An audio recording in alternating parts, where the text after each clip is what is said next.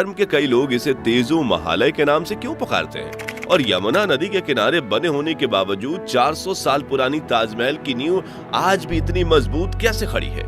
आज के इस वीडियो में हम दुनिया में प्यार के प्रतीक ताजमहल से जुड़े कुछ ऐसे ही दिलचस्प रहस्य से पर्दा उठाएंगे जिनके बारे में जानकर आपके रोंगटे खड़े हो जाएंगे। तो पूरा वीडियो जरूर देखिएगा। दोस्तों, जनवरी 1632 में ताजमहल का निर्माण कार्य शुरू हुआ था। वर्ष 1653 में ये पूरी तरह से बनकर तैयार हो गया था। कहा जाता है कि ताजमहल बनाने में शाहजहां ने उस वक्त के 400 करोड़ रुपए खर्च किए थे, जिससे उनके शाही खजानों के भंडार खाली हो गए थे। वहीं इस खूबसूरत इमारत को बनाने में 20,000 मजदूरों ने 21 साल तक दिन रात काम किया था। कई पुरातत्व विशेषज्ञों ने ताजमहल पर काफी शोध की है और उनका मानना है कि ताजमहल जितना ऊंचा है, धरती के अंदर उतनी ही गहराई तक बनाया गया है और ताजमहल के नीचे दर्जनों गुप्त कमरे हैं, जिनके साथ कई ऐसे रास्ते बने हुए हैं जहां से होते हुए शाहजहां किले से बाहर निकलते थे। लेकिन ताजमहल के रहस्यमयी तहखानों की तरह उन रास्तों को भी शाहजहां के समय से ही बंद करवा दिया गया था। साथ ही इस भव्य अजूबे में 22 ऐसे कमरे हैं जिन्हें जानबूझकर बंद कर दिया गया है। तो उन कमरों के पीछे क्या है? क्या ताजमहल हिंदू मंदिर के तर्ज पर बनाया गया है? और क्यों मुमताज महल को 3 बार दफनाया गया था? और जानेंगे ताजमहल बनाने वाले 20,000 मजदूरों के हाथ काटने के आदेश के पीछे की कहानी क्या है। इन सभी पहेलियों को सुलझाने से पहले आइए इतिहास के पन्नों में दर्ज ताजमहल बनाने के पीछे की कहानी जानते हैं। तो कहा जाता है कि 16वीं सदी में मुगल शासक शाहजहां ने अपनी बीवी मुमताज महल से बेपनाह प्यार किया। मुमताज न सिर्फ बला की खूबसूरत थी, बल्कि वो शाहजहां को भी राजपाट से लेकर सभी महत्वपूर्ण निर्णय लेने में सहायता करती थी। लेकिन जून 1931 में जब शाहजहां को गद्दी पर बैठे 4 साल भी पूरे नहीं हुए थे, तब अपने 14वीं संतान को जन्म देते वक्त मुमताज की तबीयत काफी बिगड़ गई थी और उनकी प्रसव पीड़ा करीब 30 घंटे तक चली। इसी दौरान शाहजहां ने अखंड भारत में मौजूद सभी डॉक्टर्स और हकीमों को मुमताज का इलाज करने के लिए बुलाया और दुआओं के लिए गरीबों में पैसे बांटे। लेकिन 17 जून 1931 के दिन मुमताज महल ने इस दुनिया को हमेशा हमेशा के लिए अलविदा कह दिया। शाहजहां के बारे में लिखने वाले बताते हैं कि उन पर अपनी प्रिय बीवी की मौत का काफी बुरा असर हुआ और पूरे 1 हफ्ते तक ना वो अपने कक्ष से बाहर आए और ना ही उन्होंने राजपाट के किसी काम में हिस्सा लिया। उन्होंने संगीत सुनना, गाना और अच्छे कपड़े पहनना सब कुछ छोड़ दिया। अगले 2 सालों तक उसके बाद हर बुधवार को जिस दिन मुमताज का निधन हुआ था, उन्होंने सिर्फ सफेद कपड़े ही पहने। लगातार रोने की वजह से उनकी आंखें कमजोर हो गईं और उन्हें चश्मा पहनने के लिए मजबूर होना पड़ा।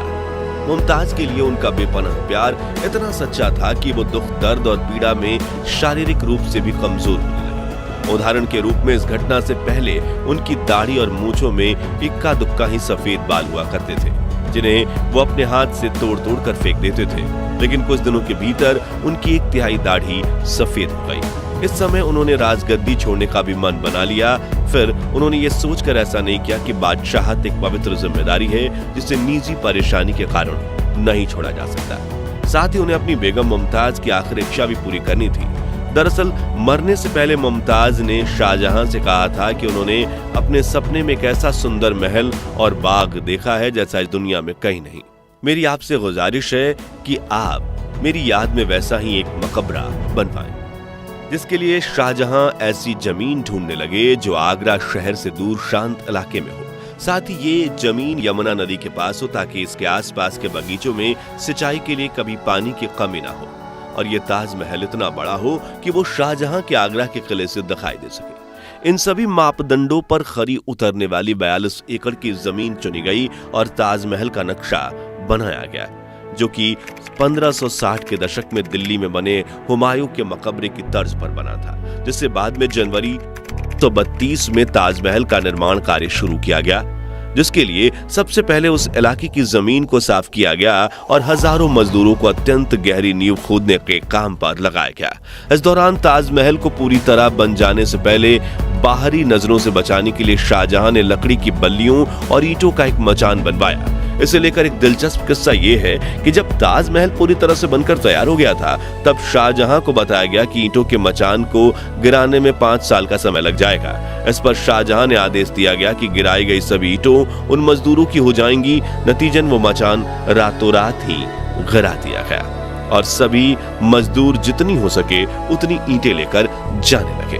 खैर, अब मुख्य कहानी पर वापस आए तो चूंकि ताजमहल यमुना नदी के किनारे बनाया जा रहा था, ऐसे में उसमें सीलन आने और नींव समय के साथ कमजोर होना तय थी। लेकिन शाहजहां चाहते थे कि ताजमहल हमेशा हमेशा के लिए एक चट्टान की तरह खड़ा हो। इसलिए उन्होंने अपने लोगों को इस समस्या का समाधान निकालने के लिए कहा।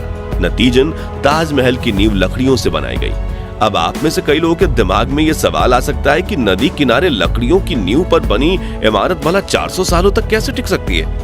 तो इसके पीछे यमुना नदी एक महत्वपूर्ण भूमिका निभाती है। दरअसल ताजमहल की नींव में इस्तेमाल की गई लकड़ियां एबोनी यानी आबनूस नाम के खास तरह के पेड़ की है। ये लकड़ियां एक तरह से पत्थर की तरह होती हैं, जो आम लकड़ियों की तरह पानी में तैरती नहीं बल्कि डूब जाती हैं। इन लकड़ियों की खासियत यह है कि इनमें दीमक नहीं लगती और सबसे महत्वपूर्ण बात यह है कि अगर आबनूस की लकड़ियों में हमेशा 30 से 40% नमी बनी रहे तो वो कभी खराब भी नहीं होती।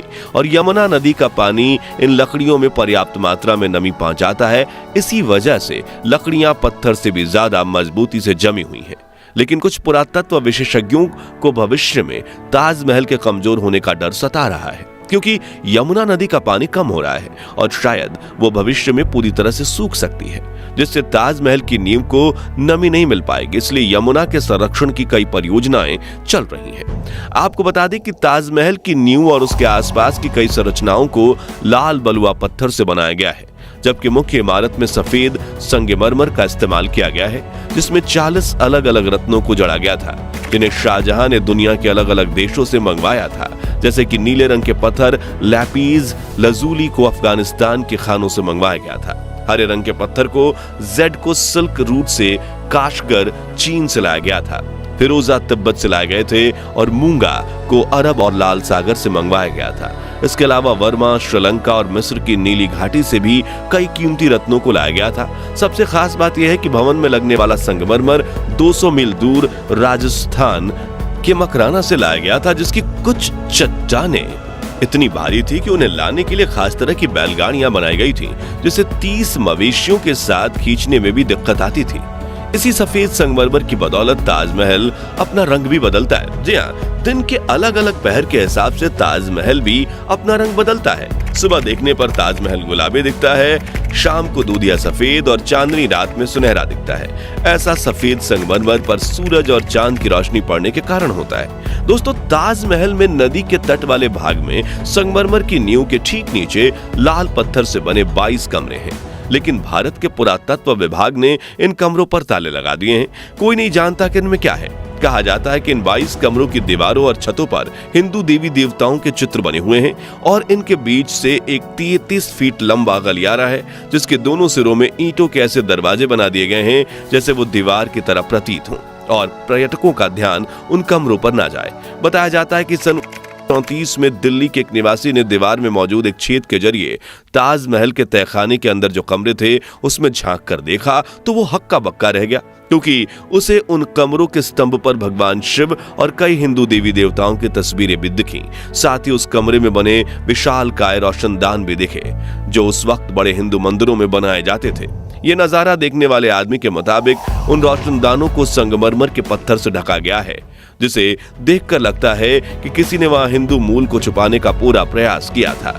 वहां स्थानीय लोगों का ये भी मानना है कि ताजमहल पहले भगवान शिव का भव्य मंदिर था, जो तेजो महालय नाम से प्रसिद्ध था और उसकी छत से टपकने वाला पानी शिव जी के शिवलिंग पर बूंद बूंद करके टपकता था। इस मंदिर को समुद्रगुप्त ने बनवाया था, लेकिन फिर मुगलों ने भारत पर कब्जा किया और करीब 36,000 हिंदू मंदिर तबाह कर दिए और कुछ मंदिरों में कुछ थोड़ी बहुत फेर बदल करके उन्हें अपने धार्मिक स्थलों में बदल दिया और ताजमहल को भी उन्हीं में से एक माना जाता है। लेकिन इन बातों में कितनी सच्चाई है वो कह पाना मुश्किल है।